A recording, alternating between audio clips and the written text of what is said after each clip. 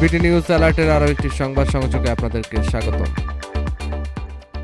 রাতের অন্ধকারে ভারতে ঢুকে গ্রেপ্তার সাবেক স্বেচ্ছাসেবক লীগ নেতা।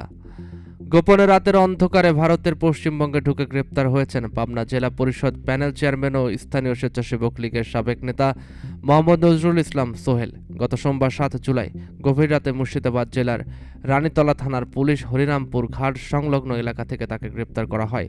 তিনি বাংলাদেশের পাবনা সদর থানার অন্তর্গত কাছাড়িপাড়ার বাসিন্দা। পুলিশ জানায়, রানীতলা থানার পুলিশ গোপন সূত্রে খবর পায় যে তাদের এলাকায় এক বাংলাদেশি নাগরিক অবৈধভাবে বসবাস করছেন।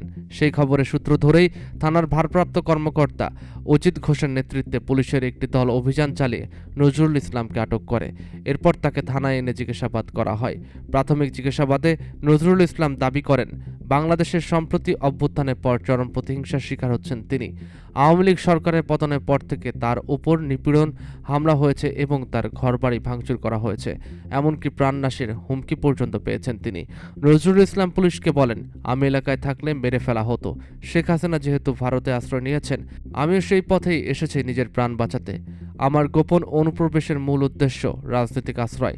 তবে মঙ্গলবার 8 জুলাই রানীতলা থানার পুলিশ ফরেন্স আইন, পাসপোর্ট আইন সহ একাধিক মামলায় তাকে গ্রেপ্তার দেখায় এবং পরে মুর্শিদাবাদের লালবাগ মহকুমা আদালতে তোলা হয়। এই ঘটনার পর মুর্শিদাবাদ জেলার ভারত বাংলাদেশ আন্তর্জাতিক সীমান্ত জুড়ে নিরাপত্তা বাহিনীর তৎপরতা বাড়ানো হয়েছে।